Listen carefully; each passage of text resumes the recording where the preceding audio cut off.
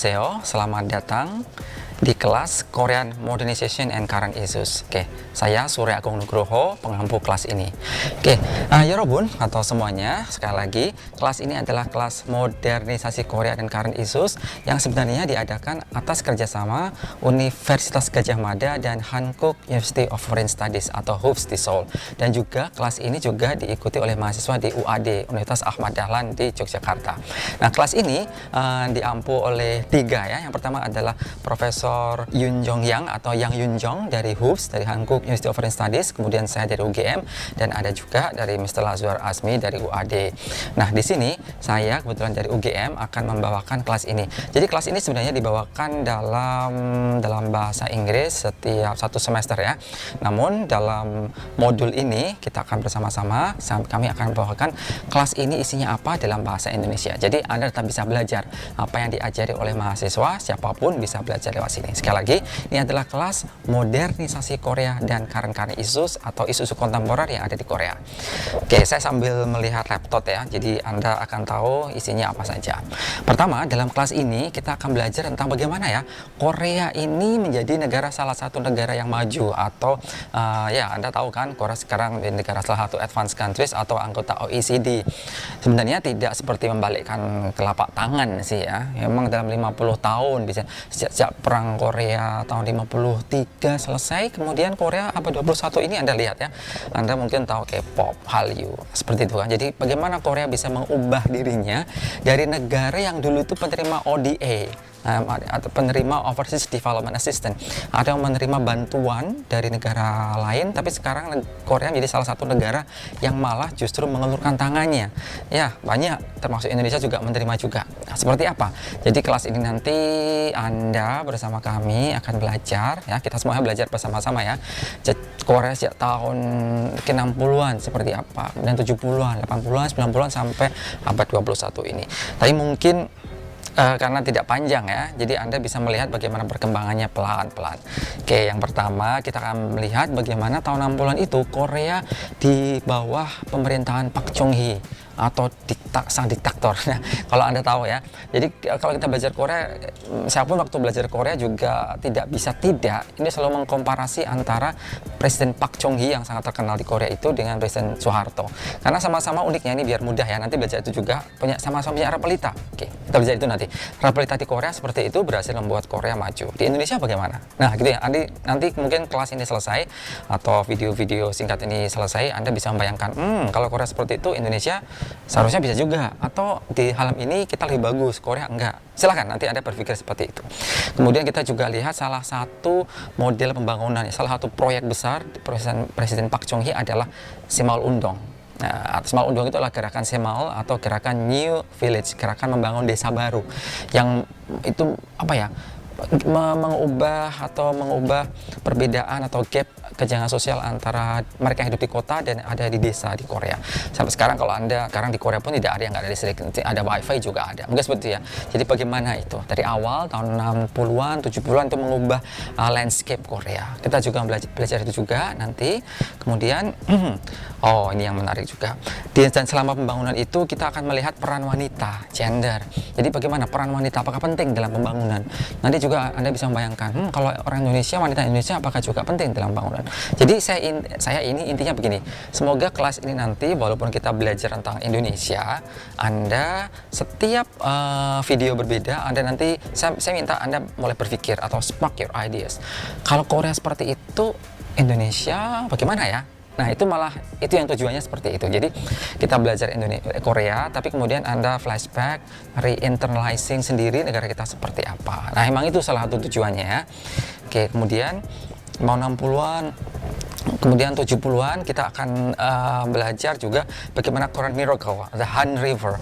Jadi bagaimana the Miracle of Han River, jadi keajaiban Sungai Han itu bagaimana konon itu membawa salah satu keajaiban di Korea. Bagaimana itu ada teori-teori juga tentang itu, kita belajar itu. Tapi mungkin ya karena ini agak santai gitu ya, tidak akan ada hal yang mungkin membuat Anda mengernyitkan dahi. Mungkin saya akan mencoba bagaimana itu mudah untuk dipahami. Right, kita akan juga belajar tentang demokratisasi. Nah, kalau Anda tahu negara kita kan ya tahulah tahun 98 ketika Pak Harto turun.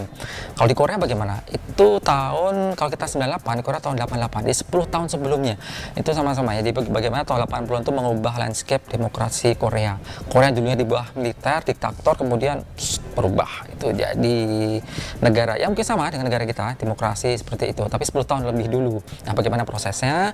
Kita akan belajar itu juga. Nah, mirip sih, ada mahasiswa yang jadi tembak, kemudian ya mirip lah, tapi itu nanti cuplikan saja ya.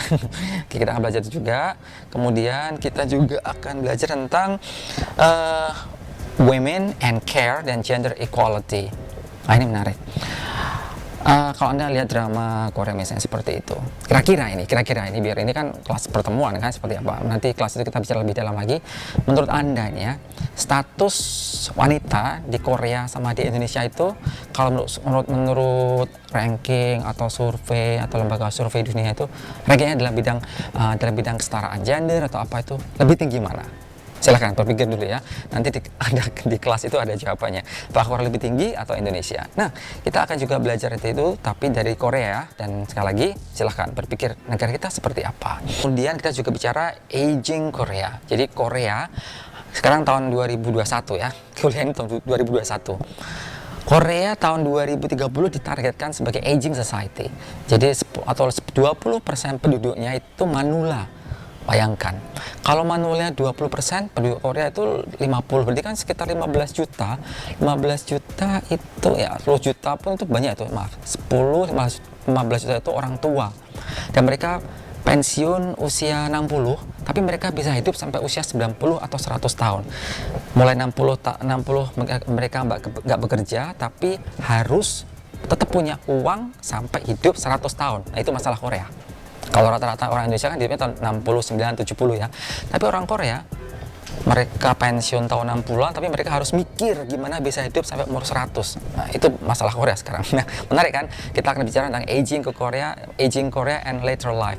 Jadi bagaimana para manula itu support dirinya. Apakah mungkin kalau di Indonesia itu orang ada support sistemnya dari keluarga itu membantu, kalau di Korea seperti apa? Ini menarik gitu, harus kita tahu juga ya.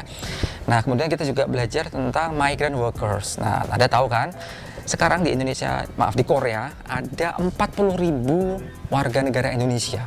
Dari 40.000 itu 37.000-nya adalah PMI, pekerja migran Indonesia, bekerja di sana di small medium size enterprises, di pabrik-pabrik skala menengah dan kecil di Korea. Nah, kita akan bicara, tapi Indonesia, PMI Indonesia baru salah satu. Dari 50 juta, sekitar 2 juta di Korea itu adalah orang asing dan banyak pekerja.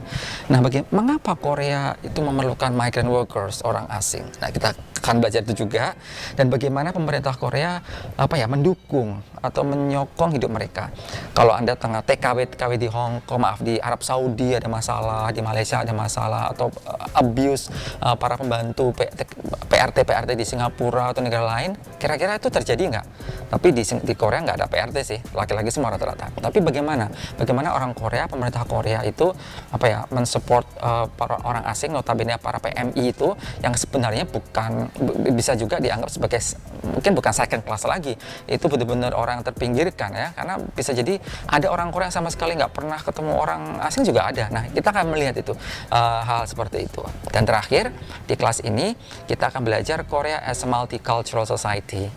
Nah, Anda tahu kan Korea itu kan nggak seperti Indonesia yang sukunya ratusan, tapi hanya satu suku Han. Namun dengan semakin banyaknya orang asing, kemudian banyak orang Korea menikah dengan orang wanita Asia ya, kemudian kan banyak anak-anak kelahiran campuran, international marriage. Nah, kita akan bicara itu. Ini ada kelas terakhir ya. Itu tantangan besar buat Korea. Dan tantangannya seperti apa? Misalnya generasi tua, mereka ada yang masih menganggap jangan sampai anakmu belajar bahasa ibu. What? Padahal kalau anaknya bisa bahasa Inggris, bahasa Korea, bahasa Indonesia, bisa bahasa Vietnam kan bagus kan? Tapi ada sebagian masyarakat yang masih menganggap itu bahasa ibu itu bukan bahasa Korea yang pertama. Nah, ada itu clash of generation, masih ada. Tapi saya kira semakin berkurang sih itu, tapi itu harus kita pelajari juga. Nah, itulah kelas modernisasi Korea dan current issues yang ingin kami sampaikan, yang ingin kami ajak Anda untuk belajar selama bukan semester ini ya, tapi nanti akan dibagi dalam beberapa video. Oke, setelah kelas introduction ini, Anda masih bertemu saya di kelas pertama yang kita akan bicara tentang Park Chung Hee dan bagaimana Korea mengubah dirinya selama sejak tahun 60-an. Oke, Anda sudah siap? Semoga kelas ini menarik ya, dan semoga saya juga bisa bercerita dengan santai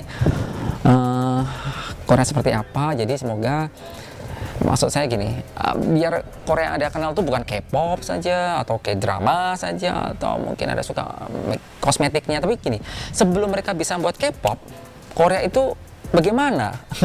Jadi apakah punya kesamaan dengan Indonesia? Nah, semoga kelas ini bisa membuat Anda lebih mendapatkan insight dan saya harap Anda bisa menikmatinya. Oke, sampai bertemu lagi di kelas selanjutnya.